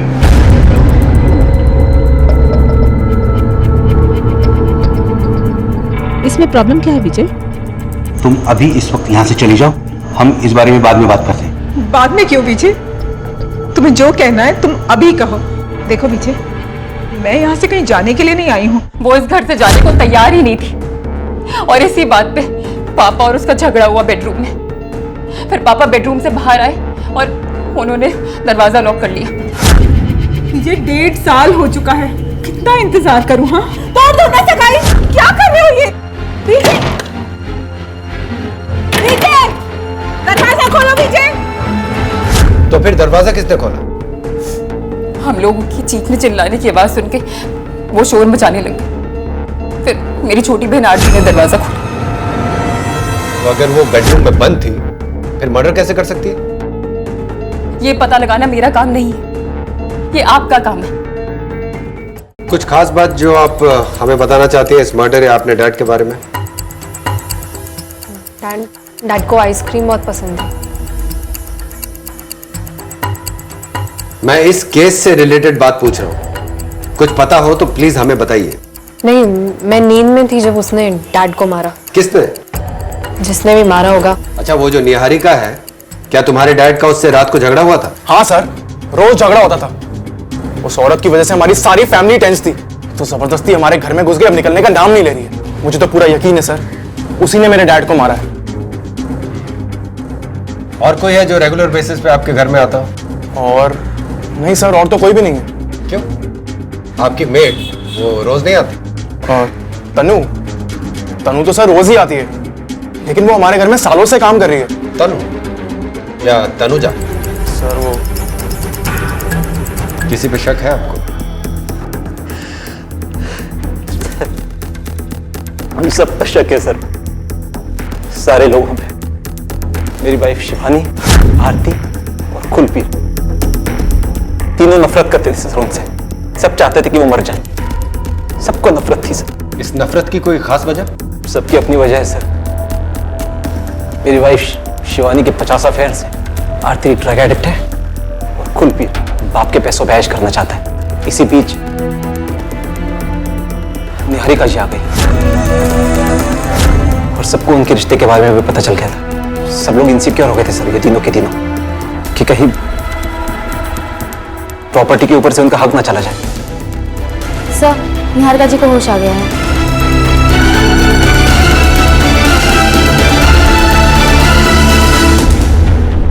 मिस्टर भल्ला से क्या रिश्ता था आपका? इन लोगों ने आपको बताया नहीं मेरा क्या रिश्ता था? बताया, लेकिन मैं आपके मुंह से सुनना चाहता हूँ। प्यार करते थे हम एक दूसरे से।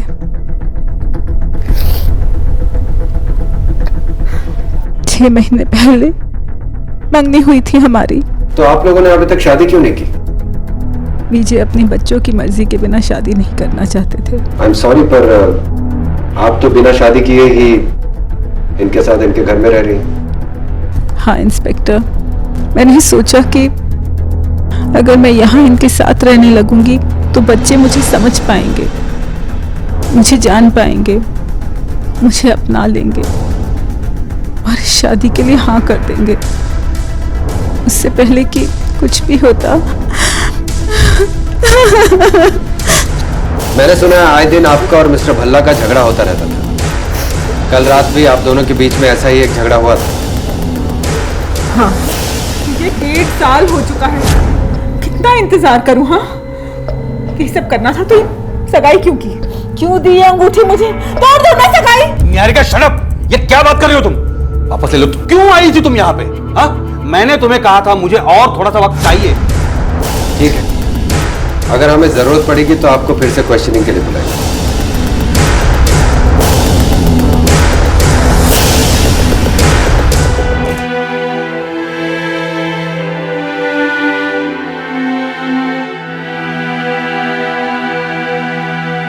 सर, मौत की सही वजह तो पोस्टमार्टम की रिपोर्ट के आने के बाद ही पता चलेगी। एक काम करो, इस फैमिली की कंप्लीट इंक्वायरी करो।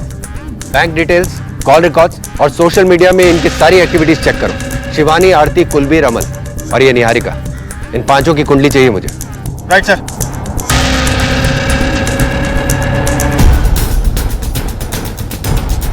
एक्सक्यूज मी, ये शिवानी भल्ला आपके जिम में आती है ना?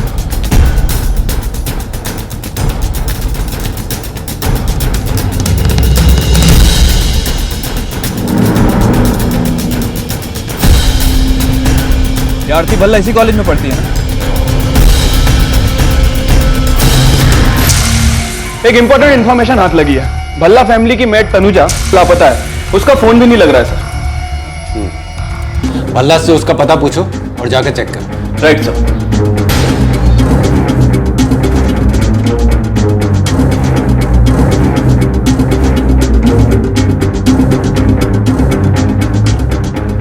एक मिनट सुनना, ये जो तनुजा यहाँ पे रहती है आपने देखा इसको? जी नहीं देखा मैंने। ध्यान से याद है आपको?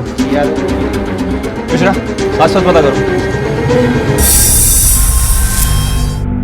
सर, इस तनुजा के बारे में अभी तक कुछ पता नहीं चला है। इसका और इसके पति दोनों का ही फोन स्विच ऑफ है। सर, इसके पड़ोसियों से बात करके पता चला है कि कुछ दिन पहले कहीं गांव जाने की बात कर रही थी। गांव कहाँ है इसका? हरियाणा के दुजाना गांव की है सर। एक पड़ोसी ने इसका एड्रेस भी दे दिया है। सर, हो सकता है कत्ल इसी ने किया हो, अकेले या फिर अपने पति के साथ मिलकर। कातिल यही है, ये कहना अभी जल्दबाजी होगी, लेकिन इस मर्डर से इसका कोई ना कोई गहरा कनेक्शन जरूर है। तिवारी सब तुम इसके गांव जाकर पूछताछ करो। मिश्रा सर, भल्ला फैमिली के बारे में कोई इंफॉर्मेशन मिली? सबने भल्ला फैमिली का बैकग्राउंड चेक किया। अमल ने कुलबीर, शिवानी और आरती के बारे में जो कुछ कहा था वो बिल्कुल सही निकला। शिवानी के 50 अफेयर से, आरती ड्रग एडिक्ट है और कुलपीर बाप के पैसों पे ऐश करना चाहता है। और अमल और निहारिका का बैकग्राउंड? सर, अमल का खुद का और उसके फोन का कॉल रिकॉर्ड पूरी तरह से साफ है। सर, विजय उसे काफी पसंद किया करता था और अमल भी विजय की काफी इज्जत किया करता था। रही बात निहारिका की, सर, निहारिका के फादर का शराब इंपोर्ट का बिजनेस है, पैसे की कोई कमी नहीं, तो ये पॉसिबिलिटी भी नहीं बनती है कि पैसे की वजह से वो उससे जुड़ी हो। शिवानी, आरती और कुलबीर, इन तीनों से एक एक करके बात करते हैं, देखते हैं हमसे क्या छिपा रहे हैं।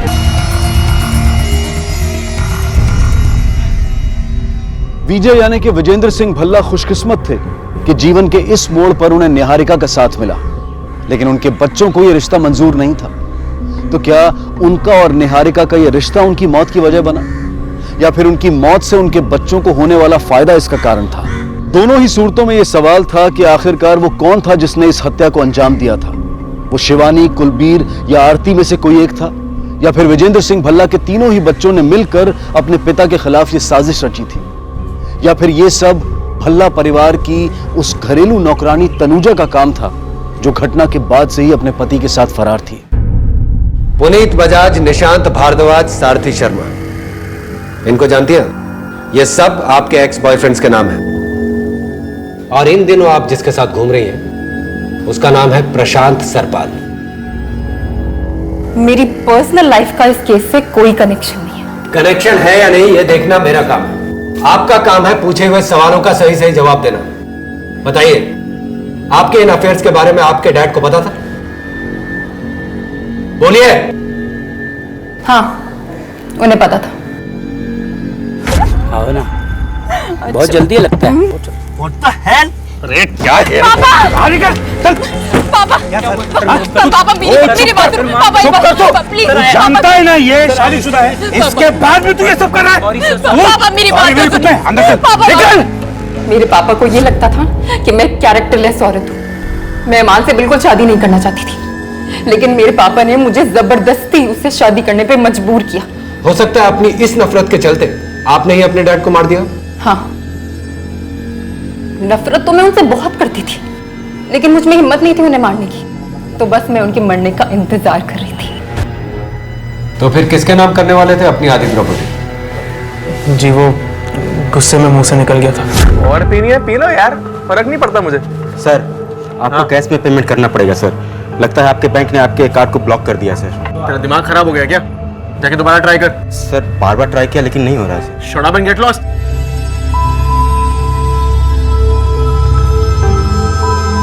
Hello dad. डैड, मैं अपने दोस्तों के साथ बाहर आया था और मुझे एक बिल पे करना है, लेकिन मेरा कार्ड डिक्लाइन दिखा रहा है। मैंने तुम्हारा क्रेडिट कार्ड ब्लॉक कर दिया है। ब्लॉक कर दिया मतलब? क्योंकि मैंने तुम्हें तुम्हारा क्रेडिट कार्ड तुम्हारी पढ़ाई के खर्चे पूरे करने के लिए दिया था, या अय्याशी करने के लिए नहीं। डैड, तो इंसान मेरे बाप को मारेगा ना, उसके नाम पर मैं अपनी आधी प्रॉपर्टी कर दूंगा। जब गुस्से में तुम अपने बाप को मारने की बात कर सकते हो तो मार क्यों नहीं सकते? वैसे भी निहारिका के घर में आने को लेकर काफी गुस्सा थे ना तुम अपने बाप से? लेकिन मेरा यकीन मानिए सर, मैंने उन्हें नहीं मारा। I swear sir. ठीक है, फिलहाल तुम जा सकते हो। Thank you sir. सुनो, तुम्हारी मेट तनुजा, वो भी उसी दिन से गायब है जिस दिन से तुम्हारे डैड का मर्डर हुआ था।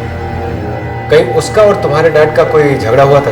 कोई अनबन थी उनके बीच में? नहीं सर, कोई अनबन नहीं थी। बस डैड उसके काम से खुश नहीं थे और उसे डांटते थे। डैड को सफाई बहुत पसंद थी। तनुजा, क्या है ये? लगता है आजकल तुम्हारा काम में ध्यान नहीं है। इतने सालों से हमारे यहाँ काम कर रही हो, इसका मतलब ये नहीं है कि मैं तुम्हें यहाँ से निकाल नहीं सकता। नहीं सर, गलती हो गई। अगली बार ऐसा कुछ नहीं करूंगी, ध्यान रखूंगी। ध्यान रखो। ठीक है, जाओ। Thank you sir.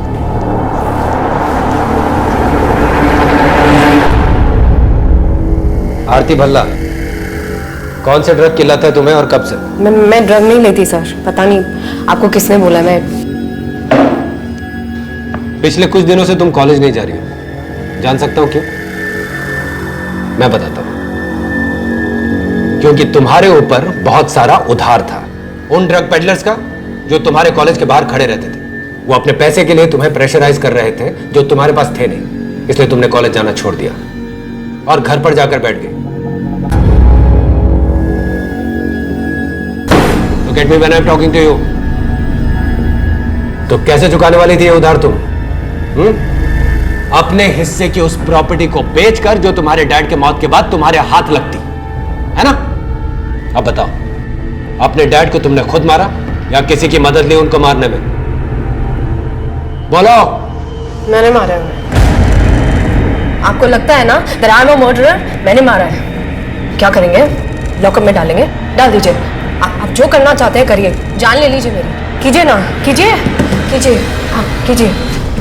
अब हमसे मत पूछिए सर, निहारिका से पूछिए।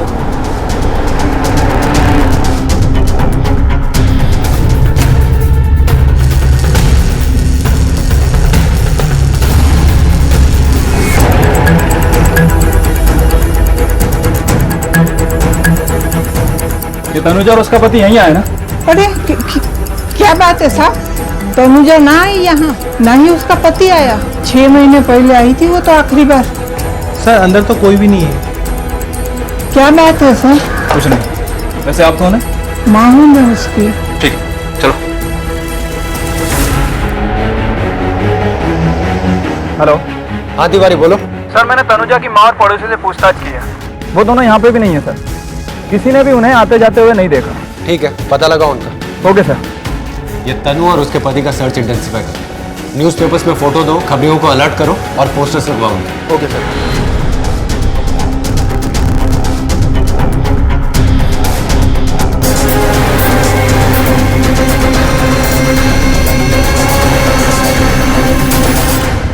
तुमने बताया ना पुलिस को हमारे बारे में? तुमने उनको ये बोला ना कि तुम्हें हम पे शक है कि हमने डैड को मारा है? मुझे पता है कि इसने ऐसा क्यों किया। हो सकता है कि किसी और ने नहीं बल्कि इसी ने मारा और डैड को। इस प्लानिंग के साथ ये सारा का सारा इल्जाम हम पर लगाकर पूरी की पूरी प्रॉपर्टी अपने नाम कर लेगा। क्यों?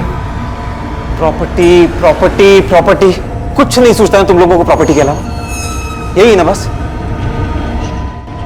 मैंने तुम तीनों का नाम पुलिस को बताया, लेकिन इसलिए नहीं कि मैं तुम्हें फंसाना चाहता था यार, बल्कि इसलिए कि मैं चाहता था कि जिस किसी ने भी डैड को मारा है वो पकड़ा जाए। वो तुम्हारे डैड नहीं थे, वो हमारे डैड थे। तुम्हें जो करना था तुम वो कर चुके हो। अब मैं वो करूंगी जो मुझे करना है। इस मामले को ठंडा होने दो। उसके बाद अगर मैंने तुम्हें सड़क पे ना लाके खड़ा किया तो मेरा नाम है शिवानी भल्ला नहीं, समझे तुम? शिवानी। मिश्रा, हर कोई निहारिका का ही नाम ले, लेकिन सर हमें अभी तक निहारिका के खिलाफ कुछ सस्पिशियस नहीं मिला। उसके कॉल रिकॉर्ड्स, उसके बैंक डिटेल्स सब क्लियर है सर। सर मुझे तो ये काम उस भाई तनुजा का लगता है, वरना वो इस तरह फरार नहीं होती। सर पोस्टमार्टम की रिपोर्ट आ चुकी है। सर इस रिपोर्ट के हिसाब से शरीर पे घाव की वजह से मौत हुई थी। सर जिस हथियार से ये घाव किया गया था वो काफी तेजधार और लंबा रहा होगा। सर ये तो कहना मुश्किल है कि कौन सा हथियार होगा, लेकिन उन्होंने सजेस्ट किया है कि शायद तलवार हो सकती है। तलवार? लेकिन मिश्रा, कातिल तलवार जैसे हथियार का इस्तेमाल क्यों करेगा, जो ना तो इतनी आसानी से मिलता है और ना ही उसे कहीं लाना ले जाना आसान होता है? यही बात तो मेरी समझ में नहीं आ रही सर, कि कातिल चाकू जैसी छोटी चीज को छोड़कर तलवार जैसी बड़ी चीज को लेकर निकलने का रिस्क क्यों लेगा? यानी या तो कातिल और तलवार पहले से ही घर में मौजूद थे, या फिर घर में उनका कोई मददगार मौजूद था जिसने उस कातिल को घर के अंदर आने में मदद की और बाद में घर से बाहर जाने में भी मदद की। लेकिन मिश्रा, ये जो कोई भी हो, प्रोफेशनल किलर नहीं हो सकता। ये हो सकता है कि वो तलवारबाजी में माहिर हो या तलवार जैसे हथियार को लेकर कॉन्फिडेंट हो। मिश्रा, हमारे लिए बहुत जरूरी हो गया है कि हम तनुजा और उसके पति को ढूंढ निकालें। साथ ही साथ ये भी पता करो कि भल्ला फैमिली में कोई तलवार चलाना जानता है या किसी ने कभी तलवार खरीदी है, या फिर उनका कोई भी रिश्तेदार या दोस्त जिसका तलवार से कोई कनेक्शन है। Okay sir. तलवार? लेकिन मेरे घर में तलवार क्यों होगी? अच्छा, मैं बता रही हूँ आपको इंस्पेक्टर, यहाँ पर कोई तलवार नहीं है। कांस्टेबल इधर देखो। मैं आपको बता रही हूँ यहाँ पर कुछ भी नहीं है इस घर में। कांस्टेबल इधर देखो, अच्छे से देखो। विजेंद्र सिंह भल्ला के कत्ल की धीमी गति से आगे बढ़ती जांच में अचानक एक मोड़ आया। पोस्टमार्टम और फोरेंसिक एक्सपर्ट्स ने अपनी रिपोर्ट में मर्डर वेपन के तलवार होने का अंदेशा जताया, और इस अंदेशे ने इस केस के फैले हुए जांच के दायरे को समेटकर छोटा कर दिया। क्योंकि तलवार का इस्तेमाल आम नहीं था। हत्या के लिए इस हथियार को वही शख्स चुन सकता है जो इसे चलाना जानता हो या फिर इसे चलाने का आदी हो, यानी कि कोई तलवारबाज। और अब पुलिस को सिर्फ इस तलवारबाज तक पहुंचना था, जो कि भल्ला परिवार का ही कोई सदस्य हो सकता था या फिर इस परिवार के किसी सदस्य का कोई साथी। हाँ भाई, इस शहर में जितने भी तलवारबाज हैं या जिनका भी वास्ता तलवार से पड़ता है, उन सबके मुझे नाम चाहिए, और वो भी जल्दी। ओके।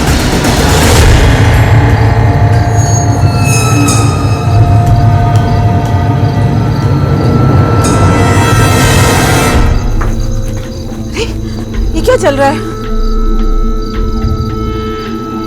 मेरा सामान, मेरे कपड़े।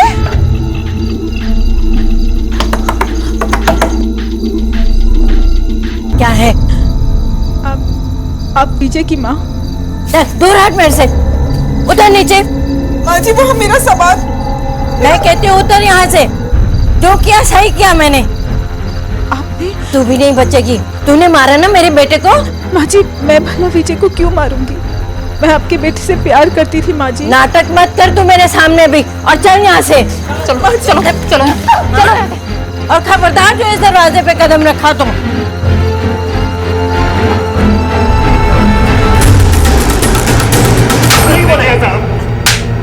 चल सच सच बता, तलवार और तनुजा कहाँ है, वरना तेरे बदन से चमड़ी उधेड़ दूंगा। कौन सा तलवार साहब? साहब मैंने किसी को नहीं मारा साहब। जिस दिन मैं घर से निकला था साहब, उस दिन तन्नू काम से लौटी नहीं थी। उसके बाद क्या हुआ मुझे कुछ भी नहीं मालूम साहब। झूठ बोलता, तू और तन्नू साथ में गायब हुए थे। पड़ोसियों को बोल के गए कि गांव जा रहे हो, लेकिन गांव नहीं गए। मोबाइल फोन भी ऑफ थे तुम लोगों के। चुप साहब, मैं तन्नू के साथ भागा ही नहीं था, तन्नू को छोड़कर भागा था साहब। साहब एक दूसरी औरत से मुझे प्यार हो गया था, तो मैंने तन्नू को बिना बोले उस औरत के साथ भाग गया साहब। और उससे बचने के लिए मैंने अपना मोबाइल नंबर चेंज कर दिया ताकि वो मुझे ढूंढ ना पाए साहब। साहब उसके बाद क्या हुआ मुझे कुछ भी नहीं मालूम साहब, कसम खा के कहता हूं साहब। मिश्रा सर, इसकी तब तक धुलाई करो जब तक ये तनुजा का पता ना बता दे। Okay sir. साहब कुलबीर को क्यों नहीं पूछते साहब? क्या बोला साहब? कुलबीर का तन्नू के साथ चक्कर चल रहा है। कुलबीर? मिश्रा, इसकी गर्लफ्रेंड से पूछताछ करो कि ये जो कुछ भी कह रहा है सच कह रहा है कि नहीं। Okay sir. और कुलबीर को बुलाओ जरा थाने पे। Right sir.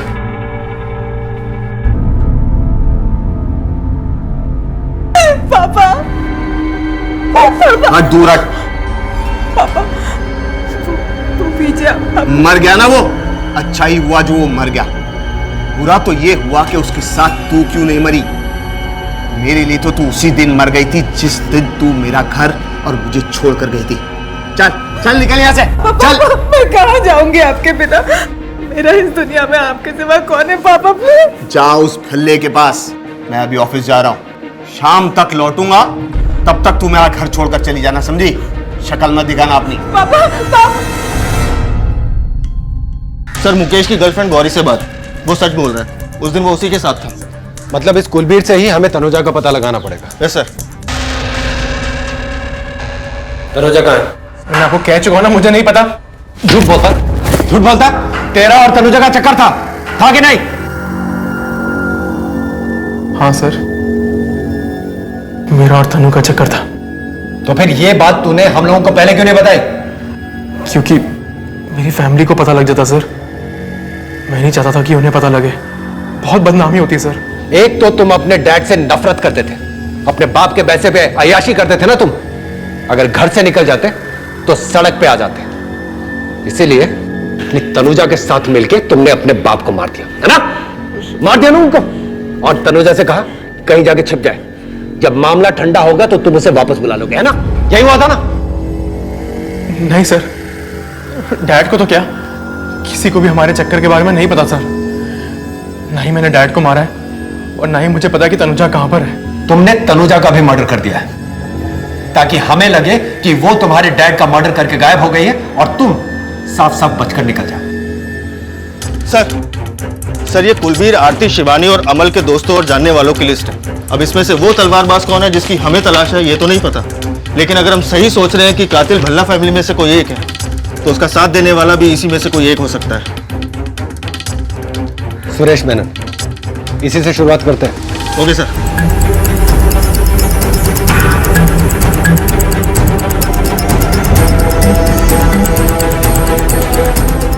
शिवानी और आरती के जो गड़े मुर्दे हमने अब तक उखाड़े हैं, उससे हमें मर्डर का कोई स्ट्रॉन्ग कनेक्शन नहीं मिला। शिवानी के एक्स्ट्रा मैरिटल अफेयर्स के बारे में उसके डैड जान चुके थे और उसे जायदाद से बेदखल करने के बारे में कह रहे थे।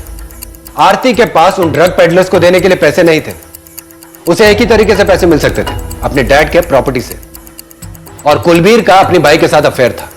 मिस्टर भल्ला की मौत से इन तीनों की प्रॉब्लम्स तो सॉल्व हो ही रही थी, साथ साथ बहुत सारा पैसा और अपने अपने तरीके से जिंदगी जीने की आजादी मिल रही थी। हो सकता है सर, लेकिन सर मुझे नहीं लगता कि इनमें से किसी ने भी कभी तलवार को पकड़ा भी होगा। इतना सटीक वार मुश्किल है सर। इस मामले में एक और इंसान तो शामिल है मिश्रा, लेकिन सवाल यह उठता है कि उस तलवारबाज को ढूंढे कहां से? हेलो, हाँ ओके सर, निहारिका। अभी मैंने फोन रखा ही था और आप लोग आ गए। पढ़ो। प्यारे पापा, मेरा प्यार अधूरा रह गया। विजय की फैमिली ने भी मेरी अच्छाई को नाटक का नाम दिया और आखिर में जब मैं लौटकर आपके पास आई तो आपने भी मुझसे अपने सारे रिश्ते को नकार दिया। जिंदगी जीने के लिए अब कोई बहाना नहीं बचा, इसलिए मैं जा रही आपकी निहारिका।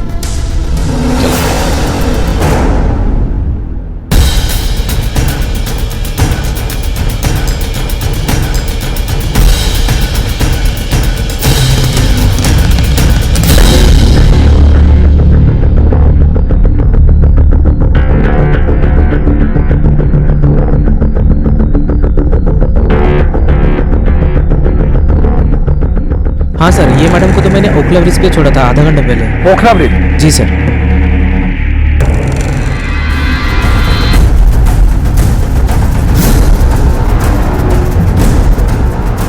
सर सर वो औरत।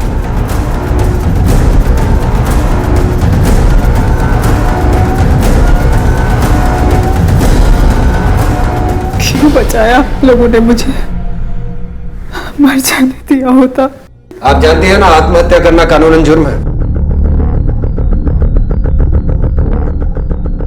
जानती हूँ, लेकिन मेरे जो हालात हैं इसमें मेरे लिए जीना कितना मुश्किल है। इस बात के लिए हम आपको अरेस्ट भी कर सकते हैं। This is a warning to you. दोबारा ऐसी बेवकूफी वाली हरकत मत कीजिएगा। जा सकती हैं आप।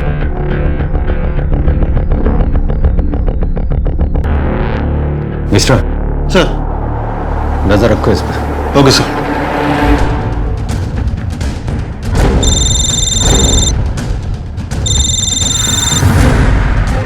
हेलो, हमें ओखला के पुलिस स्टेशन से सब इंस्पेक्टर ठाकुर बोल रहा हूँ। एक लाश मिली है। क्या?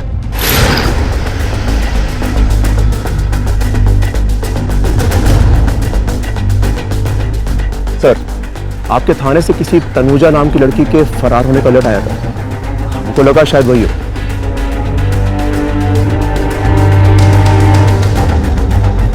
इसकी गर्दन पर भी किसी धारदार हथियार से वार किया गया है मिश्रा, और अगर ऐसा है तो हो सकता है कि यह भी उसी तलवारबाज का काम हो।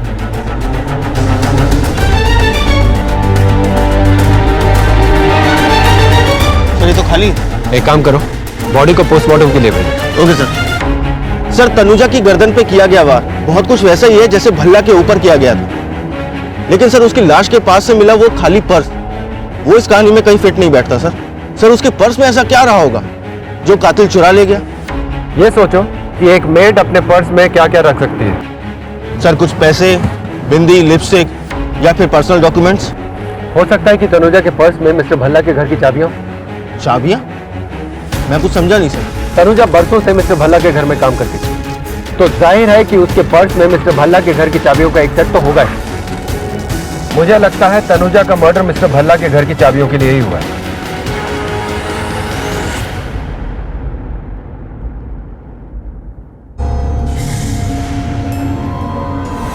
क्या? कहाँ? ठीक है, तुम हॉस्पिटल पहुंचो, हम वहीं आ रहे हैं। Okay sir. कांस्टेबल का फोन था जिसको हमने निहारिका के पीछे लगाया था। देखिए निहारिका जी, हमारे लिए यह जानना बहुत जरूरी है कि वो आदमी कौन था जिसने आप पर हमला किया। आप जानती थी उसको? देखा था आपने उसको?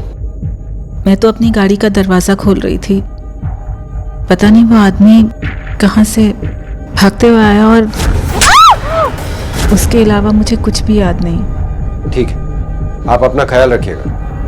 चलो। पहले विजय, फिर तनुजा और अब निहारिका, इन तीनों का आपस में कनेक्शन है। इन तीनों मामलों में हथियार एक ही है, तलवार, और मुझे लगता है कि इन तीनों का हमलावर भी एक ही। हेलो, हाँ ओके सर, एक इंफॉर्मेशन है सर। प्रियांशु मित्तल नाम का एक आदमी है, कराटे एकेडमी चलाता है सर। इस एकेडमी में तलवार चलाना भी सिखाया जाता है और ये खुद भी तलवार चलाने में माहिर है। पता लगाओ इस आदमी का भल्ला फैमिली के किस मेंबर से संबंध है।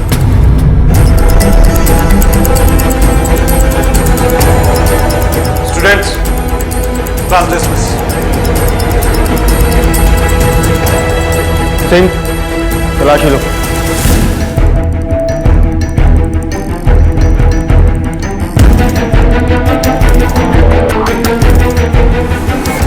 मिस्टर प्रियांशु, आपसे कुछ सवाल पूछने हैं। पूछिए। ये एकेडमी कितने सालों से चला रहे हैं आप? पिछले 3 सालों से। तो जितने भी स्टूडेंट्स आपके यहाँ आते हैं या फिर आ चुके, उनके रिकॉर्ड्स तो होंगे आपके पास? हाँ, रखते हैं। मैं देख सकता हूँ? आइए। सर, या जितने भी रिकॉर्ड्स है सबको लेकर थाने पहुंचो।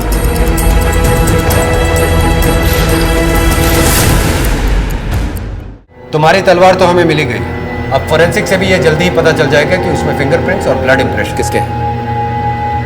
तो तुम खुद बोलोगे या हम बुलवाएं? हाँ, मैं नहीं मारा। उसकी मेड को भी।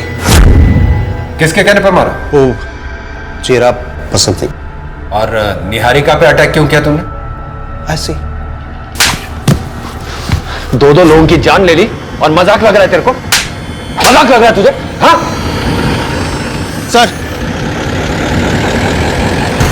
सर, 3 साल पहले शिवानी इस प्रियांशु के एकेडमी की स्टूडेंट थी। सर, पूछताछ में पता चला कि शिवानी का इसके साथ भी चक्कर था। तुम्हें तलवारबाजी सीखने की क्या जरूरत थी? तलवार? मुझे तलवार नहीं चलानी आती। झूठ बोल रहे हो तुम। प्रियांशु मित्तल को जानती हो? हाँ, जानती हूँ। मेरा बॉयफ्रेंड पुनीत उसकी कराटे एकेडमी में था। हम रिलेशनशिप में थे और पापा के डर से मैंने वो कराटे क्लासेस ज्वाइन की थी। प्रियांशु मित्तल ने मिस्टर भल्ला और तनुजा का कत्ल किया है और उसने ये बात कन्फेस की है। हमें पूरा यकीन है कि वो अकेला नहीं था। असली कातिल तक तो हम जल्दी ही पहुंच जाएंगे, इसलिए तुम्हारी अगर कोई भी बात झूठी निकली तो वो तुम्हारे लिए अच्छा नहीं होगा। सर, समझ नहीं आता शिवानी के अलावा ऐसा कौन हो सकता है जो प्रियांशु का दोस्त हो और भल्ला का दुश्मन। यह जरूरी नहीं है मिश्रा कि वो उसका कोई दुश्मन ही हो, दोस्त भी तो हो सकता है। पर ऐसा कौन हो सकता है सर? निहारिका। लेकिन सर, उसका रिकॉर्ड तो क्लियर है और उस पर जानलेवा हमला भी हुआ था। यही तो सोचने वाली बात है मिश्रा। प्रियांशु एक एक्सपर्ट मार्शल आर्टिस्ट है। अगर वो एक ही वार में भल्ला और तनुजा दोनों को मार सकता है तो फिर निहारिका के टाइम कैसे चूक गए? यही बात समझ में नहीं आ रही। रूम नंबर 2 में जो पेशेंट थी निहारिका, वो कहां गई? वो तो सर आज सुबह ही डिस्चार्ज हो गई। 2 दिन पहले ही उनकी प्लास्टिक सर्जरी हुई है और अब वो ठीक है। लेकिन उनका घाव तो इतना गहरा नहीं था कि प्लास्टिक सर्जरी करनी पड़ती। एक्चुअली सर, उन्होंने कॉस्मेटिक सर्जरी कराई है चेहरे पर।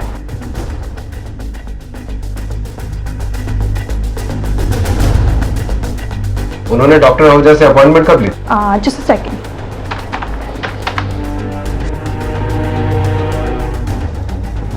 सर, ये तो मिस्टर भल्ला की मौत से ठीक 1 हफ्ते पहले की डेट है। एयरपोर्ट, रेलवे स्टेशन और बस स्टैंड पर निहारिका की फोटो के साथ रेड अलर्ट जारी करो। Okay sir. तिवारी, दिल्ली में हमारे जितने भी खबरी है सबको अलर्ट करो। सबको निहारिका की फोटो सर्कुलेट करो।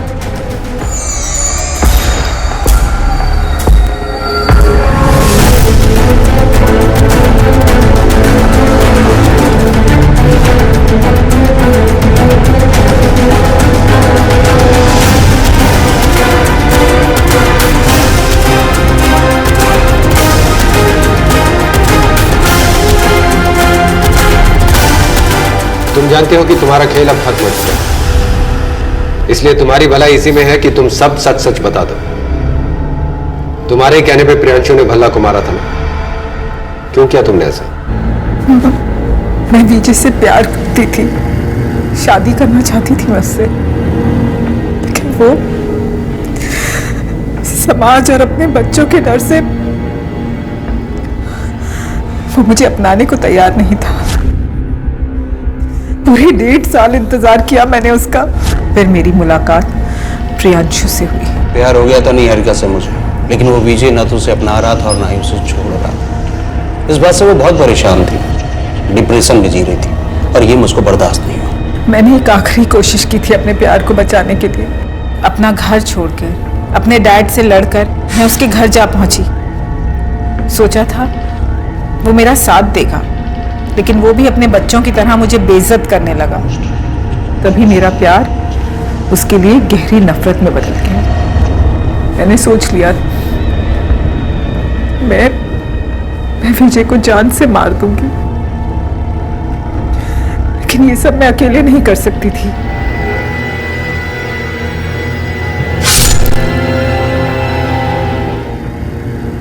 और तनुजा को क्यों मारा? विजय के घर की चाबियों के लिए? विजय के घर में रहते हुए मैंने चाबियां पाने की बहुत कोशिश की, लेकिन विजय और उसके बच्चे इतने शातिर थे कि चाबियों को हाथ तक नहीं लगाने दिया उन्होंने मुझे। और तभी मेरी बात तनु से हुई। हर इंसान को अपने तरीके से अपनी पसंद से जीने का हक होता है, लेकिन विजेंद्र सिंह भल्ला ने अपने बच्चों को, उनकी चाहतों को समझकर उन्हें सही रास्ता दिखाने की बजाय अपने पिता होने के हक का गलत इस्तेमाल किया और अपने बच्चों को उस रास्ते पर चलाना चाहा जो उन्हें सही लगा। और नतीजा ये हुआ कि जीवन के जिस मोड़ पर उन्हें अपने बच्चों की सबसे ज्यादा जरूरत थी, उनके बच्चों ने उनका साथ देने से इनकार कर दिया। वो अपने पिता के अकेलेपन को समझ ही नहीं पाए और जीवन में अकेले पड़ चुके मिस्टर भल्ला भी अपने बच्चों और समाज के खिलाफ जाकर निहारिका का हाथ थामने की हिम्मत नहीं दिखा पाए।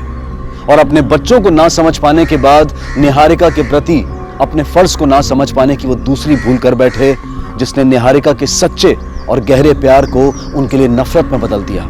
जीवन के किस पड़ाव पर की गई हमारी कौन सी भूल कब हमारे सामने आकर हमें सजा देगी, इस बात की भविष्यवाणी करना आसान नहीं है। इसलिए बेहद जरूरी है कि हम जीवन के नियमों को समझें, उनका पालन करें और अपने उन रिश्तों को कमजोर होने की बजाय मजबूत बनाएं जो हमारे जीवन की असली पूंजी होते हैं। इसी विचार के साथ अब मैं अनूप सोनी आपसे विदा लेता हूं। फिर मुलाकात होगी अगले एपिसोड में एक और चौंका देने वाले केस के साथ। तब तक अपना और अपने परिवार का ख्याल रखें और देखते रहें क्राइम पेट्रोल डायल 100। सबक एक को सीख हम सबको। जय हिंद। इस तरह के और भी एपिसोड देखने के लिए हमारे चैनल को सब्सक्राइब करें और बेल आइकन दबाना ना भूलें।